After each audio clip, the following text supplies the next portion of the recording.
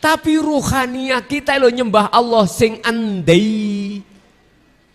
Menyembah Allah, innallaha huwa rabbi wa rabbukum.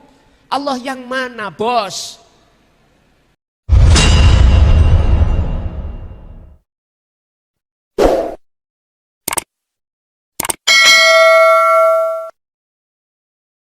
Tapi ruhaniah kita lo nyembah Allah sing andai.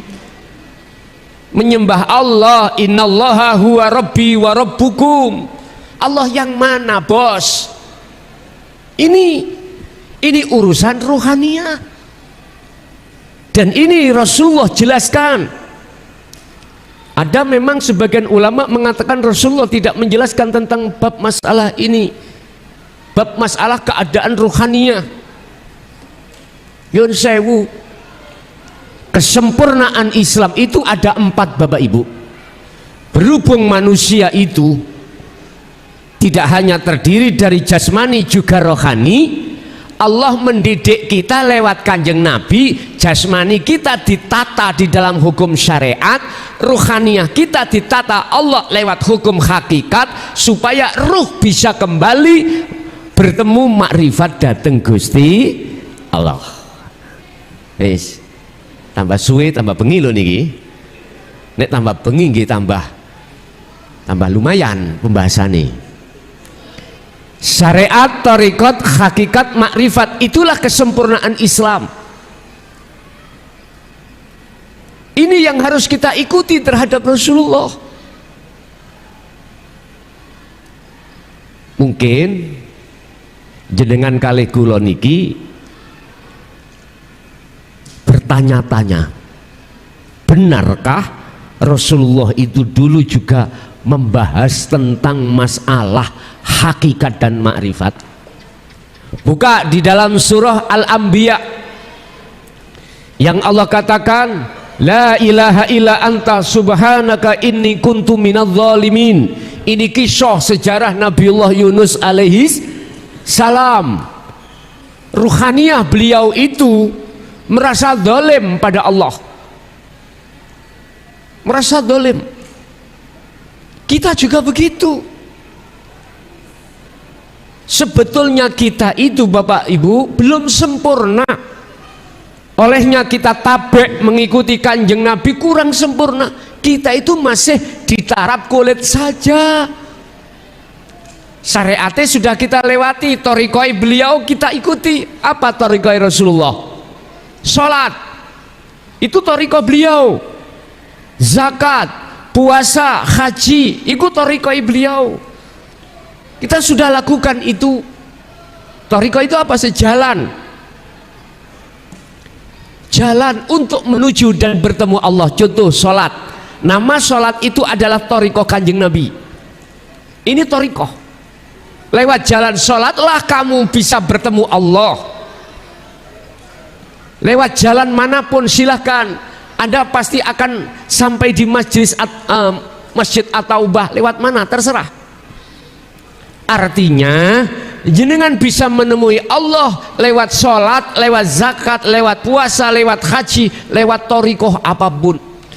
Terus terang kami tidak berbicara thariqah yang mu'tabaroh mulai A sampai Z yang tergabung dalam jatman, tidak. Saya berbicara thariqah kanjeng Nabi. Thariqah adalah nama sebuah ibadah, sholat thariqah. Lah syariatnya mana? Ilmu kanggo sholat yang benar bagaimana? Itulah syariat. Ada syarat sahnya sholat, ada ada syah rukunnya sholat. Ini harus kita ketahui. Miturut pandangan syariat jasmani, akhirnya kita melakukan sholat 5. Hafidhu ala sholawah, jagalah sholat 5 waktu itu. Al-Baqarah 238, hafidhu ala sholawah. Tapi banyak umat Islam melupakan kalimat berikutnya, wassolatil wusta. Ini sholat yang harus dilakukan ruhaniah. Itulah Pak Bu, ajaran yang dididikkan kanjeng Nabi terhadap kita berupa dinut tauhid, hakikat, supaya ruh pada waktu sholat bisa makrifat bertemu Allah Subhanahu wa ta'ala. Pun sebelum tak terus ke ben sholat sampai ketemu Gusti Allah dan bisa khusyuk, kalau tanya ngaji iki saged diteruske mboten? Sampeyan le ngomong saged. Saged nggih? Saged. Oke. Mungkin nek kurang paham saged langsung tanya, nanti tak kasih waktu sampean. Pun habis kita setengah jam.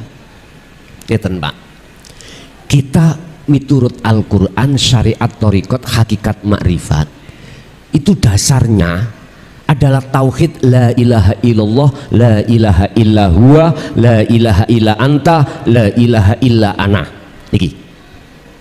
Kalau kita hanya duduk di tauhid la ilaha illallah dan la ilaha illa huwa, syariat thariqat, jujur saya ngalami sendiri, mboten saged jenengan salat iku bisa khusyuk nang Allah, mboten saged.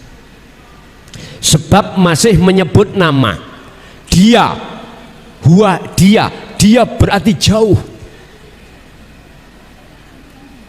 padahal Allah itu tidak jauh.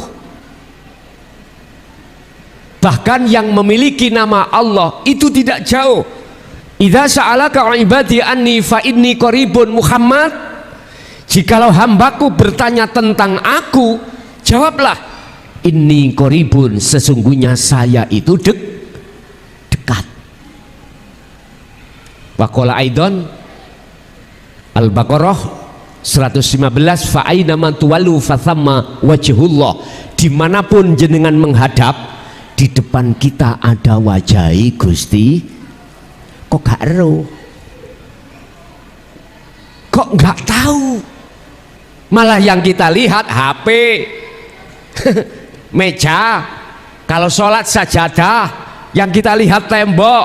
Mana Allah? Itu karena satu yang kita buat melihat adalah ainul basyariyah ini nggak akan pernah bisa. Harus memakai ainul basyirah. Berhubung mata hati kita yang kedua itu masih ada hijab tutup, ono sing nutupi, maka Allah itu hakul mubinnya Allah itu tidak nyata. Satu, fi qulubihim maradun fazadahumullahu marada. Kalau ini kita biarkan, maka tutupnya hati, mata hati kita akan semakin tebal. Kalau semakin tebal, maka semakin gelaplah ainul basyirah kita pada Allah. Mungkin coba dilihat di dalam surah Al-Baqarah 257, antara hati yang tertutup dan hati yang tidak tertutup. Di situ Allah katakan, Allahu waliyul ladina amanu yukhrijuhum minadh-dhulumati ilan nur. Shallu ala Nabi Muhammad. Bagi seseorang yang hatinya condongnya pada Allah dan Allah dijadikan sebagai kekasihnya, Allah dijadikan sebagai Tuhannya, sang pelindungnya, sang penolongnya, maka yukhrijuhum minadh-dhulumati ilan nur. Allah sikap tutupe ati, gambar-gambar dunya niki lho Pak, disikap oleh Allah. Bukan kita yang bisa mensikap, bukan. Allah yang mensikap itu. Allah yang menghanguskan satir hijabnya hati kita, Allah. Karena alasannya itu tadi, yukhrijuhum minadh-dhulumati ilan nur. Jadi mereka ini hatinya dihijab oleh Allah, hijabnya dibuang oleh Allah, yang asalnya gelap menjadi terang. Kalau nggak percaya, jenengan meremo walaupun tempat ini penuh dengan cahaya, pasti keadaan yang kita lihat adalah gelap. Meripat dohiri le. Coba meripat dohir sampai tutup pono ambek serban utawi ditutupi nopo kudung opo sarung, gelap yang terjadi. Sama mata hati kita juga begitu. Kita tertutup oleh selain Allah itu, Bapak Ibu, nafsu lewat kesenangan dunia itu sejak awal kita akil balik. Entah sampai umur berapa ini, nggak tahu. Makanya jangan heran kalau kita sholat Allahu Akbar nggak tahu kalau Allah itu dekat.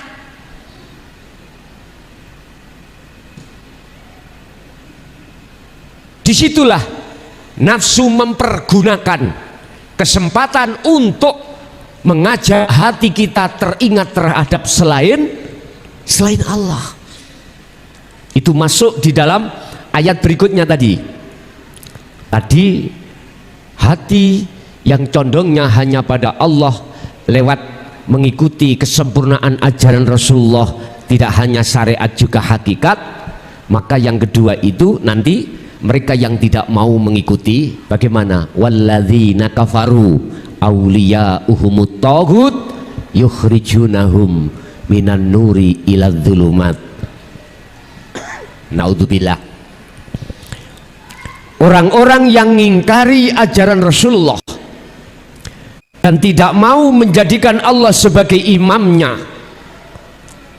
justru dia menjadikan taghut. Taghut itu kesenangan dunia, Pak. Perkara selain Allah yang kita jadikan sebagai imam kita, yang kita imani, maka apa yang terjadi? Mereka itu akan menyengsarakan kita. Apa? Menjadikan hati kita gelap dengan bukti tertutuplah hati kita dengan Allah oleh sesuatu itu. Jikalau jenengan betul-betul menginginkan yang hadir di sini, tutupe ati, hijabe ati terlepas dan dilepas Allah, fattabi'uni, ikutono Kanjeng Nabi. Dalam arti apa yang pernah diajarkan Kanjeng Nabi terhadap kita di dalam dinul haq, huwaladzi arsala rasulahu bil huda wa dinil haq. Dialah yang mengutus utusannya, itu adalah Nabiullah Muhammad dengan membawa petunjuk dan agama yang bertauhid, dinul haq, aidinu tauhid. Itulah tingkatan hakikat tauhidnya, la ilaha illa anta, karena anta adalah engkau, engkau adalah kamu. Kalau kita bicara kamu berarti di depan, berarti Allah sudah dekat, berarti jenengan merasa Allah itu dekat. Inilah maksudnya iman itu sudah ihsan, kata Rasul, anta butallaha ka'annaka taro. Ketika kau sholat menyembah, seakan-akan kau melihat wujudnya Allah. Jikalau kau tidak bisa melihat wujudnya Allah, maka di dalam hatimu merasa selalu dilihat oleh Allah. Nantinya di situ. Inilah Bapak Ibu, nek panjenengan ini ingin membuka tutupe ati, tutupe meripate ati, ikuti Rasulullah. Pelajaran dinut tauhid, apa yang disampaikan di dalam hakikat, jenengan pelajari ilmu tasawuf iku. Orang Nahdiyin pedomane iku al-hikam. Biasanya itu rujukannya kebanyakan al-hikam. Kalau jenengan menginginkan, mestinya begitu.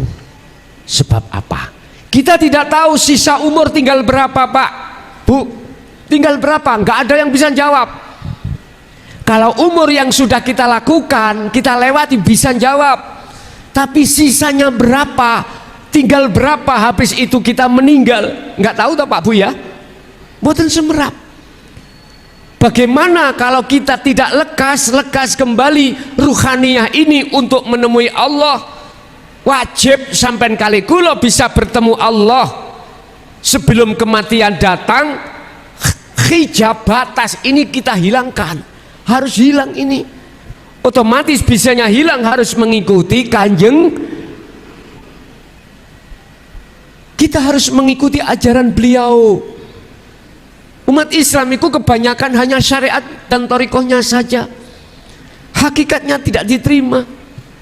Padahal Allah sudah menerangkan di dalam surah Al-Anbiya, melihat ayat 25, setiap nabi dan rasul itu pasti akan menyampaikan dinul haq, menyampaikan tauhid, menyampaikan hakikat supaya bisa makrifat bertemu Allah ruhaniyah ini. Wa ma arsalna min qablika mir rasulin illa nuhi ilaihi annahu la ilaha illa ana fa'budun.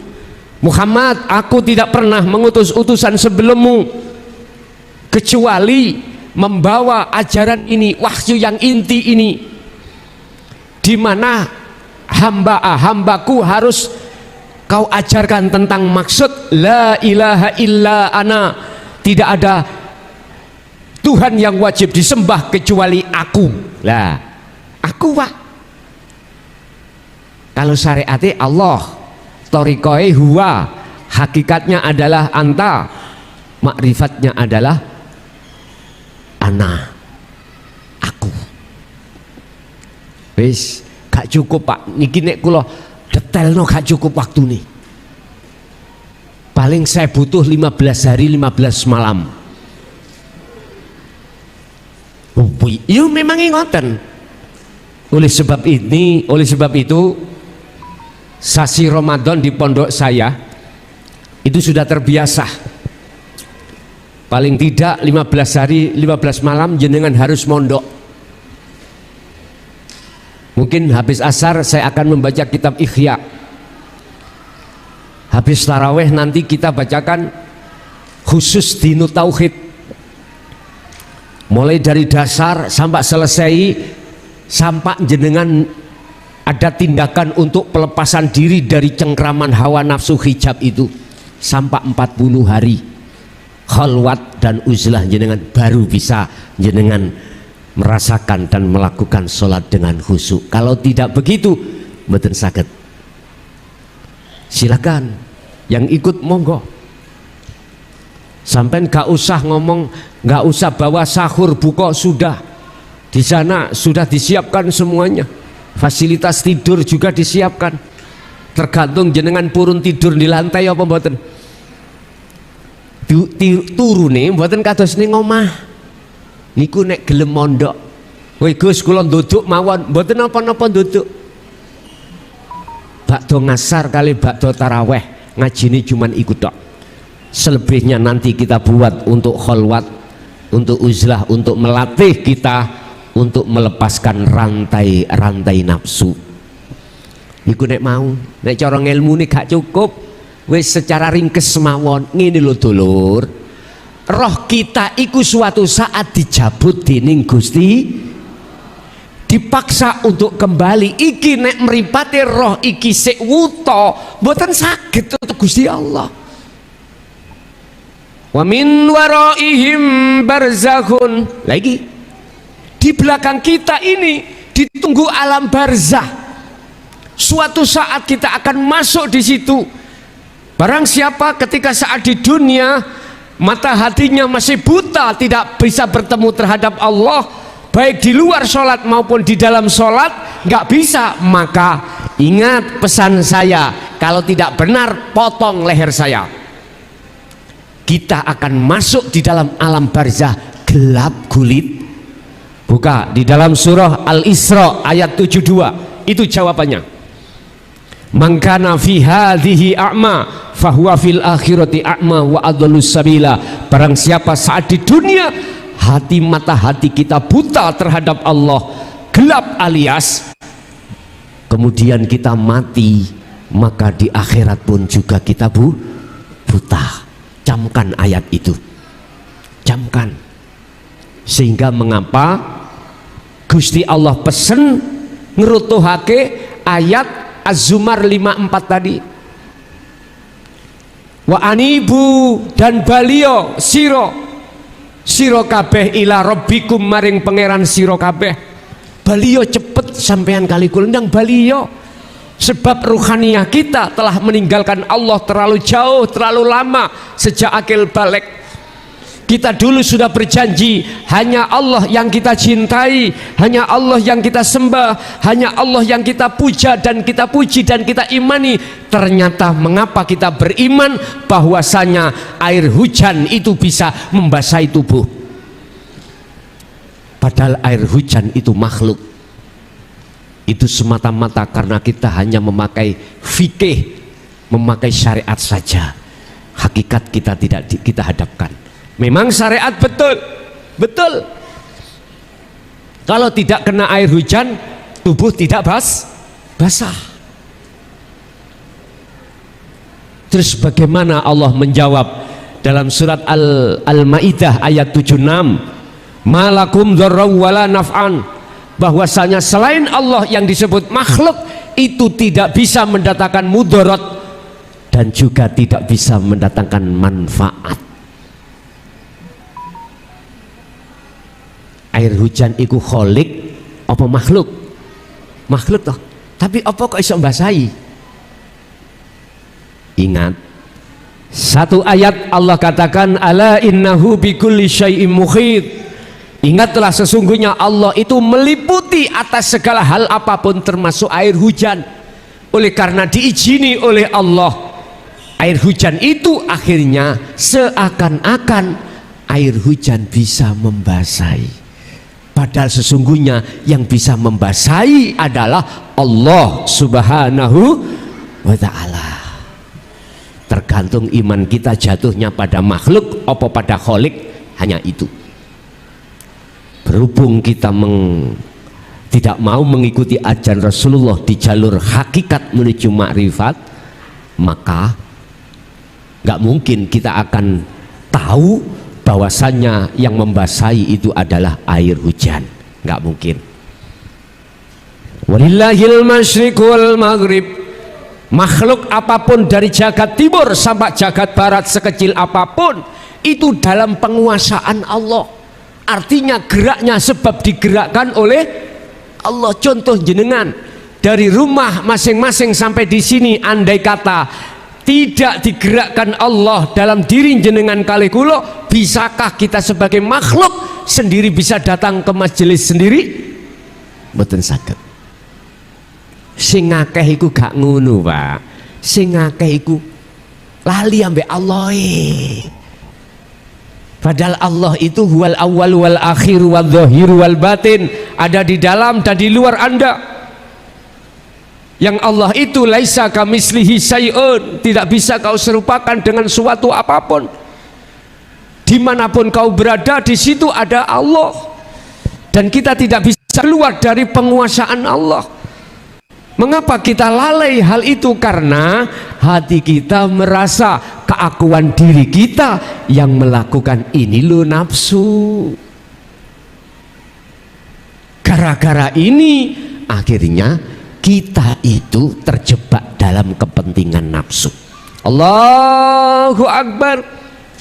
Jelas dalam hati kita merasa kita yang bisa melakukan. Hati kita nggak mungkin merasa mengimani kehadiran Allah dalam dan di luar diri kita yang menggerakkan ini, nggak mungkin. Karena kita masih menolak dan belum menerima ajaran dinut tauhid Kanjeng Nabi Muhammad sallallahu alaihi wasallam. Oleh sebab ini malam hari ini saya hadir dari kota Mojokerto sampai di sini bagi jenengan yang purun, tolong nanti malam sholat torong rokaat, entah hajat entah tahajud, tapi hati sampean kudu sadar, harus merasakan, harus meyakini bahwasanya bisanya Anda takbir, rukuk, sujud, duduk di dalam dan di luar tubuh jenengan, yang berkuasa hanyalah Allah. Coba nek gak nikmat nang Mojokerto antem meniki aku tak tunggu La ilaha illa anta, tidak ada Tuhan yang wajib disembah kecuali engkau. Berarti engkau dekat, Pak. Hati nek sampean iku wis ngerasa iku iman, rasa itu iman. Nek wis ngerasa ngimani yen Allah itu dekat di dalam dan di luar diri jenengan, maka inilah awal proses jenengan ini akan bisa sholat dengan khusyuk. Surat Mukmin ayat 1 dan 2. Qad aflahal mu'minuna alladzina hum fi sholatihim khashi'un. Sungguh beruntung, sungguh berbahagia, sungguh damai, sungguh tenang hati seorang mukmin ketika saat sholatnya dalam keadaan khusyuk. Khusyuk itu bertemu Allah. Inilah proses awal ma'rifatullah. Hati kita merasa bahwasanya Allah itu wa nahnu aqrabu ilaihi min hablil warid. Aku, kata Allah, itu lebih dekat daripada urat leher, urat nadi. Sallu ala Nabi Muhammad. Pun niki mawon sik mpun ukeh-ukeh situk iki sing kula deleh nang jenengan. Belajarlah ketika jenengan salat hati menyibukkan eling zikir nang Allah. Zikir lewat rasa. Zikir kok bahasa Arab, artinya eling. Eling kok apa? Sadar, ingat aku berdiri, yang bisa mendirikan hanyalah Allah. Aku ruku, yang merukukan Allah. Aku hatiku eling sadar yen Allah itu yang melakukan sing gerak ning jenengan. Berarti itulah zikir yang sesungguhnya. Ala bi dzikrillahi tatmainnul qulub. Ingatlah, hanya mengingat Allah, hanya berzikir sadar pada Allah, semuanya apa yang terjadi itu yang menjadikan hatimu damai. Wis nek wis ning salate bagus, mengke aktivitas njobone salat jenengan eling nang Allah dadine bagus. Husnul a'mali nataiju husnil ahwal min qalbin zahidin. Syekh Ibnu Athaillah di dalam kitab Hikam, inilah yang dimaksud bagusnya salat iku tergantung buah yang muncul dalam ruhaniyah kita. Ruhaniyah kita muncul bagusnya ruhaniyah min qalbin zahidin, hati condong ngerasa anane Allah dalam dan di luar diri Anda yang memperjalankan sholat ini. Hati terus ada di situ. Itulah sholat yang diterima oleh Allah Subhanahu wa ta'ala. Dan inilah amaliyah apapun kalau didasari dengan mingkol bin zahidin, inilah amaliyah yang bermutu. Surat Maidah ayat 27. Innama yataqabbalullahu minal muttaqin. Ibadah apapun yang diterima oleh Allah hanyalah ibadah yang bersumber dari seorang hati yang bertakwa pada Allah. Takwa berarti ninggalno larangan, jalakno perintah. Apa larangannya kita? Larangan kita hati menghadap nafsu, menghadap dunia, ingat dunia. Itu larangan Allah. Yang diperintahkan hati menghadap pada Allah. Inni wajjahtu wajhiya lilladzi fatarus samawati wal arda hanifan wa ma ana minal musyrikin. Kalau sudah seperti ini hati sampean, wa ma ana minal musyrikin, wa ma ana lan ora ono utawi saya iku minal musyrikin, golongan wong sing nyekutokake Allah. Berarti kita ketika wajah sudah menghadap pada Allah, estu jenengan bukan termasuk golongan yang menyekutukan Allah dengan sesuatu yang lain. Tapi prosesi awak dewe sebelumnya itu kados ngeten niki, sebelum mengenal tentang masalah ini tadi, hati kita masih ono gambare sakliyane Gusti Allah. Kesimpulannya, ibadah di mata Allah akan berbobot manakala ketika jenengan beribadah, ketika jenengan sholat, hati sertai dengan zikir. Yang ku maksud zikir adalah ingat, eling, sadar bahwasanya apa yang muncul dan timbul di dalam aktivitas sholat semata-mata sumbere kuwi mau parane sangka Gusti, la haula wala quwata illa billahil aliyil azim. Sesungguhnya makhluk sampean kali kula ini nggak bisa punya daya upaya untuk gerak, untuk melihat, mendengar, berbicara, nggak bisa, wala quwata, dan tidak punya kekuatan untuk itu. Lah manakala ini ada kekuatan dan daya upaya semata-mata illa bil, loh itu loh datangnya dari Allah. Udah sadarkanlah hati kita bahwasanya semua apa yang terjadi semata-mata sing gerake iku mung Gusti Allah. Pas persis 1 jam, simple pun. Kita masuk pada sesi tanya jawab. Apa yang telah kami sampaikan ada unek-unek sing nggak paham bisa tanya, monggo kula aturi.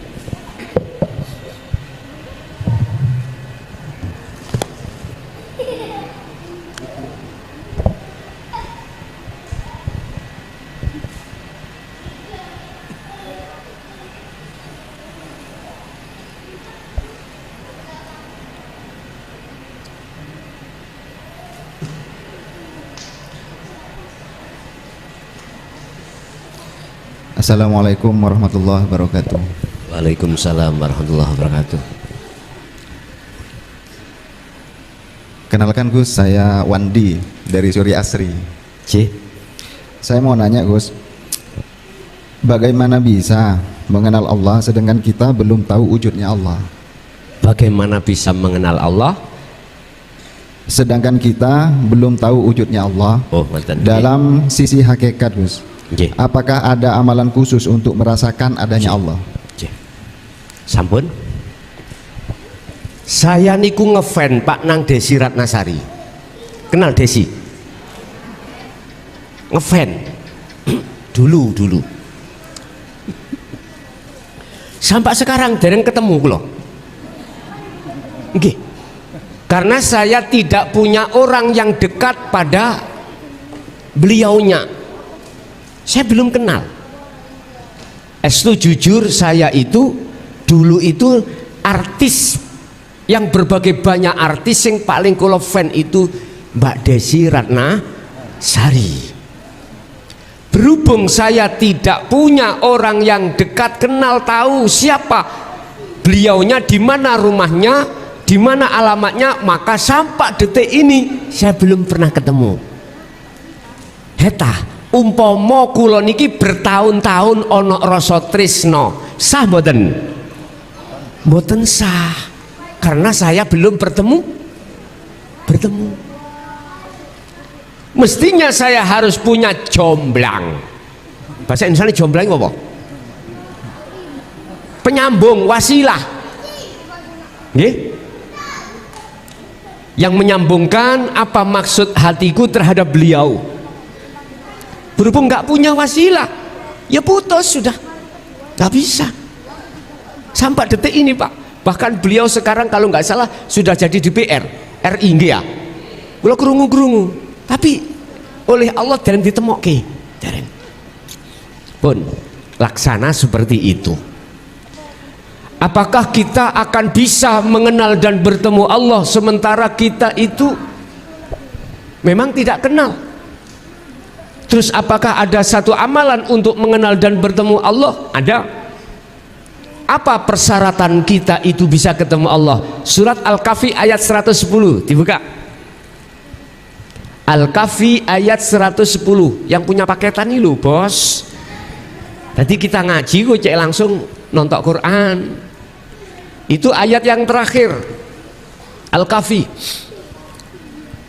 Kul innama ana basyarum mislukum. Pertama Allah katakan terhadap Muhammad katakanlah apa yang harus kukatakan, ya Allah, innama ana basyarum mislukum, sesungguhnya saya, ini Rasulullah yang berkata, sama dengan kau, sama manusianya, sama, cuman saja saya itu diberikan wahyu oleh Allah untuk mengajarkan terhadap diri Anda untuk bisa bertemu Allah. Nyun sewu, Maksud apa Kanjeng Nabi diperintahkan Allah untuk mengatakan innama ana basyarum mislukum, saya itu sama dengan kamu? Maksudnya supaya jenengan kali kula niki sebagai umatnya nggak boleh nyembah nanggone Kanjeng Nabi, nggak boleh. Jangan kau sembah aku, jangan kau puja dan puji aku, sebab puja dan puji itu hanya milik Allah. Sembahan pujian sopo sing tak sembah itu Rasulullah. Mengajarkan tauhid yang murni. Beliau tidak ingin dipuja, disanjung, dipuji, tidak, karena itu sifatnya Allah. Bukan sifat baginda sebagai makhluk kados kita niki. Tapi cuman manusia nggak sadar. Sarah tafsirnya daripada ayat ini jarang yang paham. Mengapa Rasulullah mengatakan sesungguhnya saya itu sama dengan kamu, podo makhluke, sifatnya makhluk, la haula walaku kuwata. Wis ngeten tak kai contoh amen. Ning ngarep kula niki ana rokok, Pak. Ana korean. Korean rokok makhluk senes. Makhluk napa kholik? Oke. Arane dhewe. Korean namanya dewi, fungsinya sendiri. Rokok juga begitu. Saya coba kalau makhluk ini bisa manfaat, Korean tak suruh Korean coba sumet no rokok iku sampai puluhan tahun, kalau tidak ada pihak ketiga saged ngorek mboten. Itulah makhluk. Rasulullah sudah mengajarkan terhadap kita untuk tidak boleh menyembah, memuja, memuji terhadapnya Rasul, tapi disuruh untuk menyembah, memuja, memuji terhadap Allah Subhanahu. Itu Rasulullah. Sebab napa, Pak? Menungso nek atine wis ana rumangsa niki berawal dari sifat ilmu. Rumangsa mulya sebab ilmune kealimane, mongko mesti menungso iku atine pingin dipuja, ingin dipuji, padahal itu sifat Allah. Jelas alhamdu utawi sekabeh puja dan puji iku lillah. Nggih mboten? Kita nggak terasa sering ngerampas bajune Allah. Iya, sering ngerampas, cuman kita tidak terasa. Karena apa? Karena kita abaikan ajaran Rasulullah di jalur tauhid. Ini persoalannya. Syarat pertama jenengan ini bisa sampai pada Allah. Pertama mohon maaf, ayat surah Al-Kahfi ayat 110 tadi ya, saya teruskan. Wa man kana yarju liqa'a rabbih, pertama fal ya'mal amalan sholihan. Barang siapa yang ingin bertemu Tuhannya Allah, maka pertama syaratnya adalah harus jenengan iki amalan sholihan.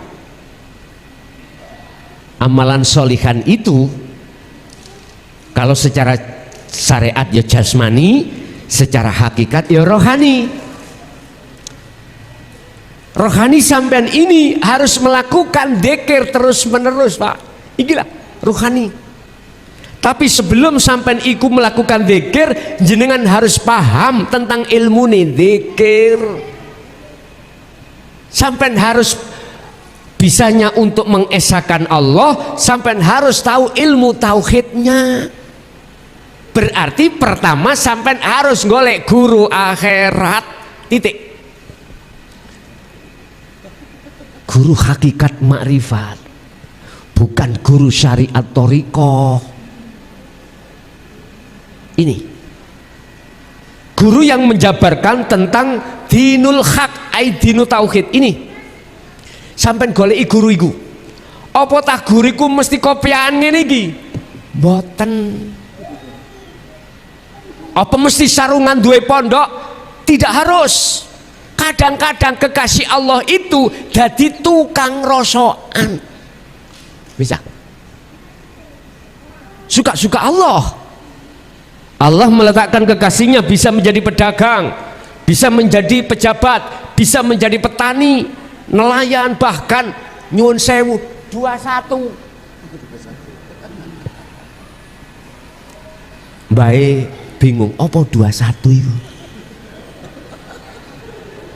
Tadi kan saya ngomong semakin malam semakin ke dalam. Ngeten Pak, walaupun orang ini di mata masyarakat nggak punya status orang yang terjelek lah pandangan manusia, kita tidak tahu itu pandangan Allah. Hatinya berzikir terus, siapa yang tahu? Ya tak?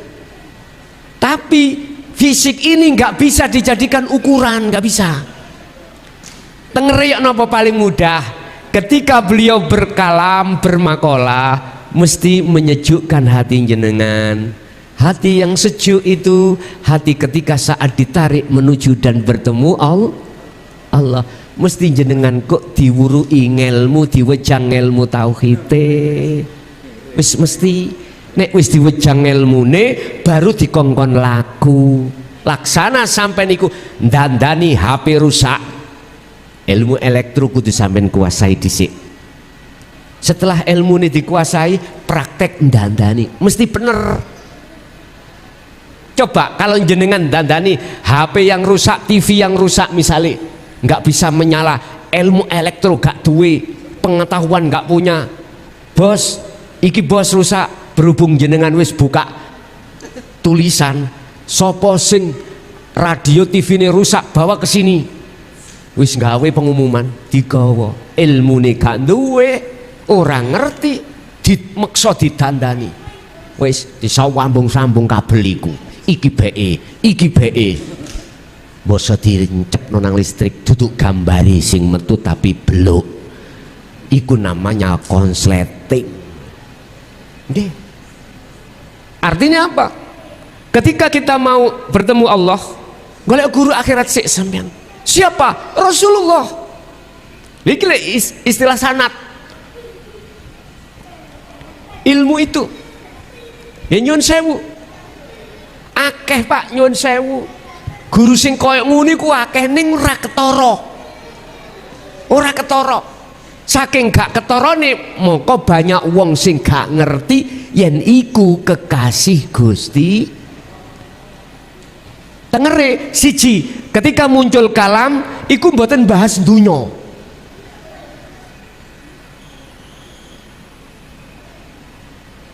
Sopo sing pingin sukses man aroda dunya fa'alihi bi ilmin. Sopo sing pingin sukses dunyane ya kudu nganggo ilmu. Beliau tidak membahas ini.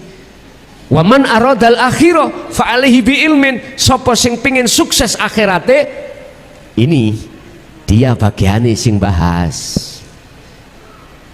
Sampai kok diwejang nyun sewu sifate Gusti Allah, nafsiyah, salbiyah, ma'ani, maknawiyah yang tergabung di dalam sifat wajib Allah 20 niku ditambah sifat mukhali, sifat jaisi, aqaid 50. Engko didasar nang sampean. Sampean harus sabar. Gak oleh sampean iku nuntut ndang cepet. Anggitmu gawe lupis BE. Mboten saged. Harus mengikuti apa dawuh-dawuh beliau. Nganut engko nek wis diwejang ilmu iku mesti sampean disuruh untuk uzlah, khalwat. Dikire engko diajarke baru sampean iku fal ya'mal amalan sholihan pertama. Yang kedua, wala yusyrik bi ibadati rabbih ahada. Iki syaratnya ketemu Allah. Ati sampai kali kula berhubung ada iman selain Allah, yaitu makhluk tadi. Air bisa menghilangkan rasa haus, air bisa untuk mendatangkan telas basah, itu nanti hilang airnya, ganti hanya pada Allah di dalam air dan di luar air. Sampai meripat ati sampai kok jengleh wujudnya Allah niku mengke, tapi mesti gendeng. Ati sampean mesti gini kising kula sebut zadab. wonge majedub kelakuane jadab. Artinya apa? Duduk gendeng-gendeng nang jaba niku mboten lho ya. Ati sampean saking cintai nang Allah, nggak ada yang dicintai kecuali Allah, iku lho sing kula sebut gendeng. Sehingga hati sampean ketika ngadepi persoalan apapun, la khaufun ala inna auliya Allah la khaufun alaihim walahum yahzanun. Nggak ada rasa khawatir, ketakutan atau gelisah, nggak, karena sing sampean deleng iku sang yang berperan, yaiku Allah Subhanahu. Nek wis kaya ngono ngene iki kula sebut ati sampean mesti gendeng nang Allah.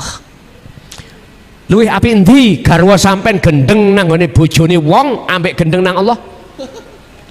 Jawaban sing enak jawabe ya jelas pengen gendeng, luwih apik gendeng nang Gusti itu. Wa may yattaqillaha yaj'al lahu makhrajan wa yarzuqhu min haitsu la yahtasib. Akeh-akeh wong iku Pak gak gelem takwa iku sebab khawatir nek gak mbadhok. Wis tak baleni maneh ya.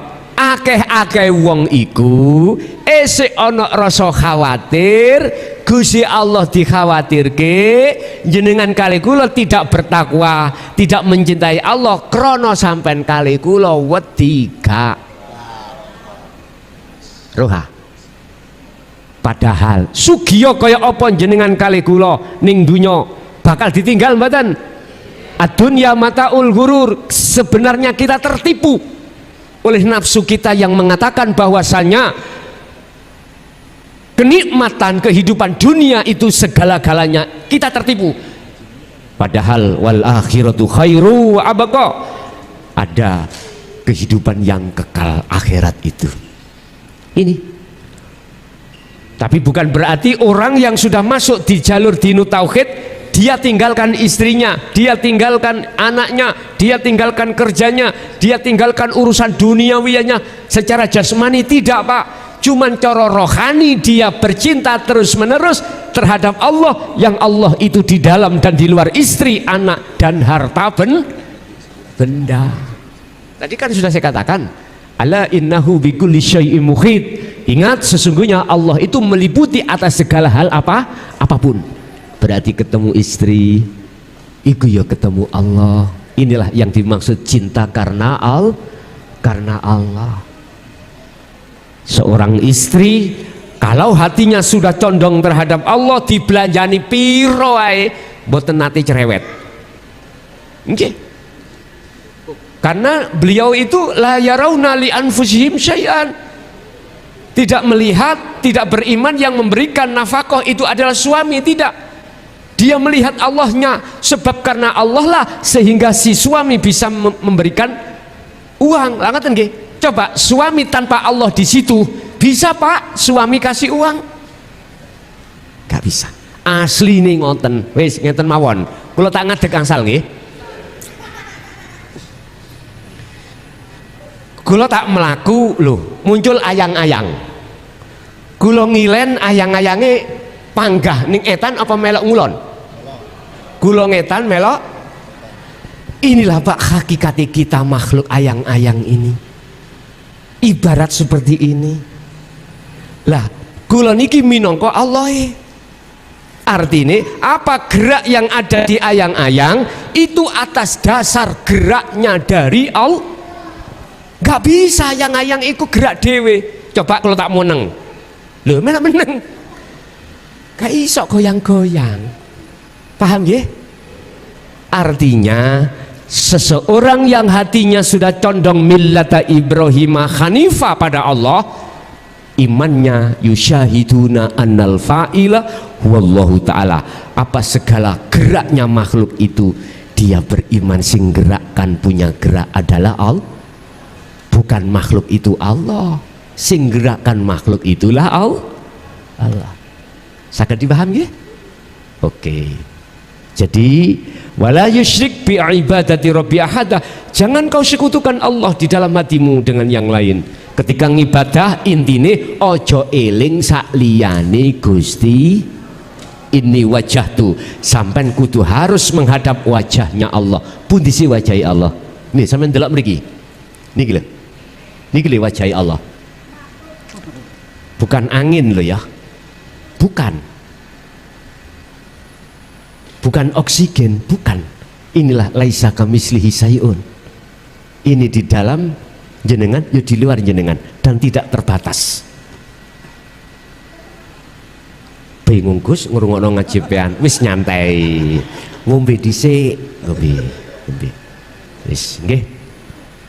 Ada lagi? Kami silakan.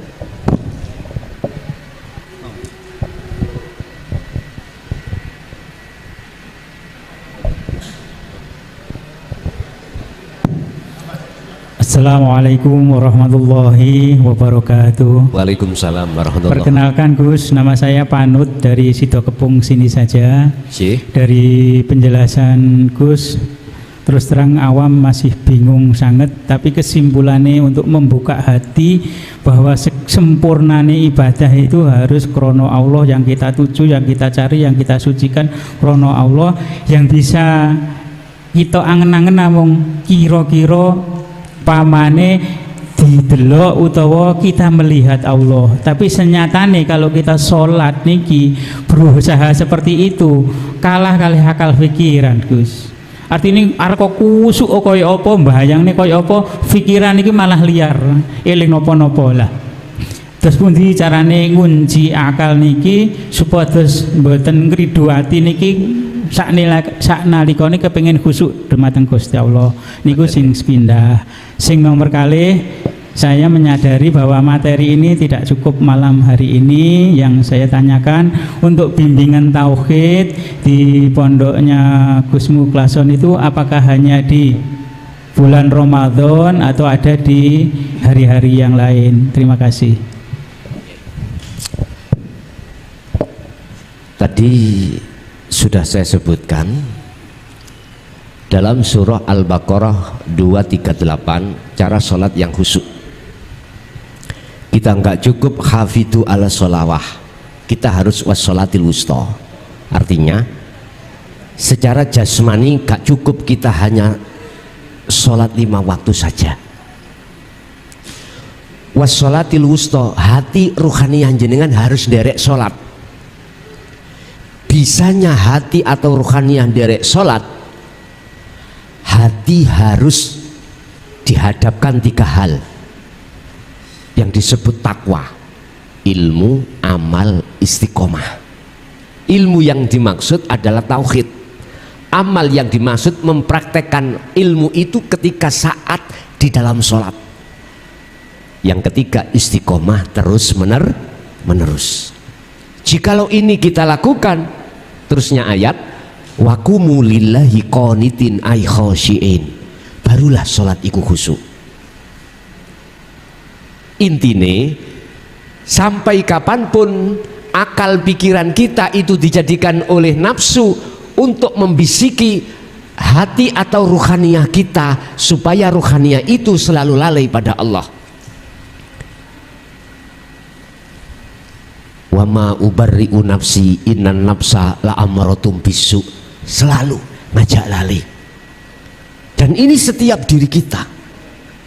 Tapi lihat Al-Hijr ayat 40, illa ibadaka minhumul mukhlasin, semua itu bisa kusesatkan ya Rob, kata iblis, kecuali illa ibadaka, kecuali hambamu ya Rob, minhumul mukhlasin, hamba yang kau pilih. Siapa hamba yang dipilih itu? Hamba yang ketika sholat secara syariat juga hakikat.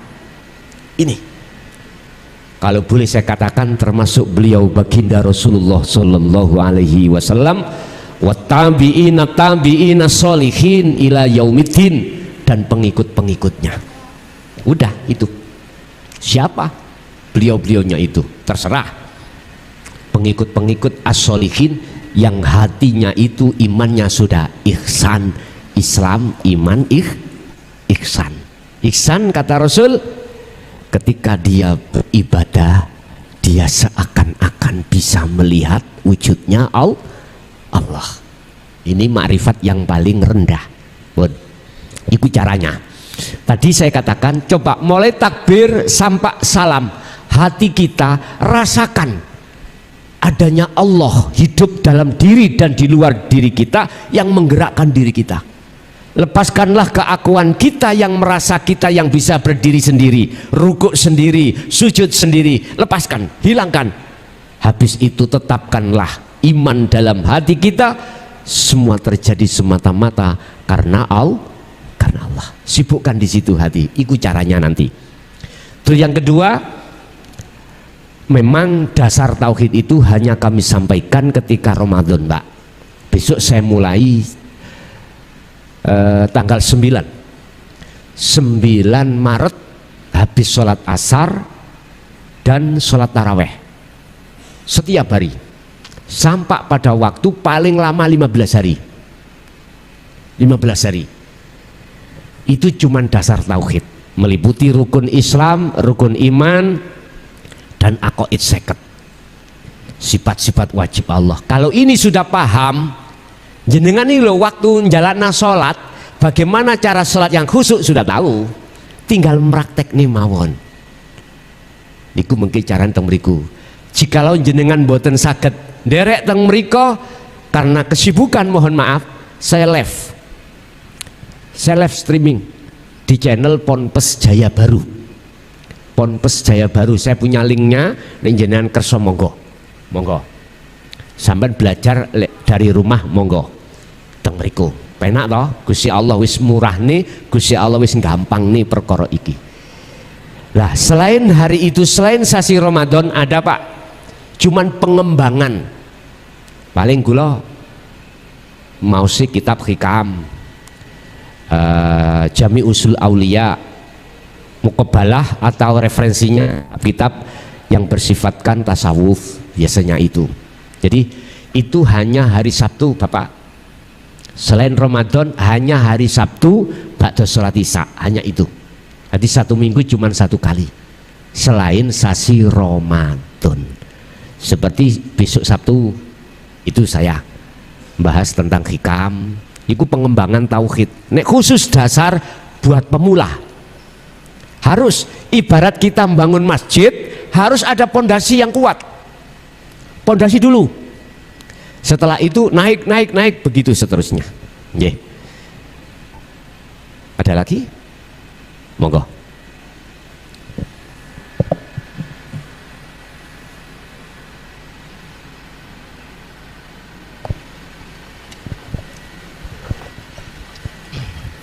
Assalamualaikum warahmatullahi wabarakatuh. Waalaikumsalam warahmatullahi wabarakatuh.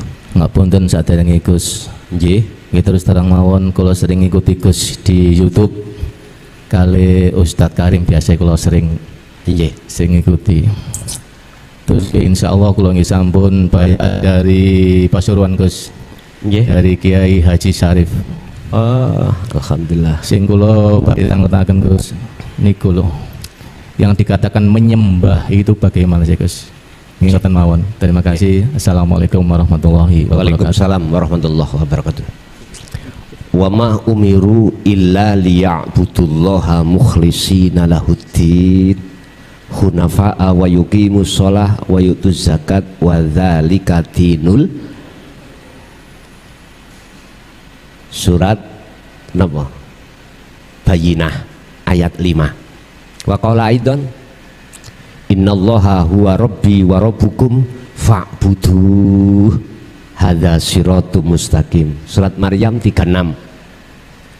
Yang disebut menyembah adalah sing nyembah kudu ketemu ambek sing disembah miturut kacamata hakikat. Beda dengan miturut kacamata syariah.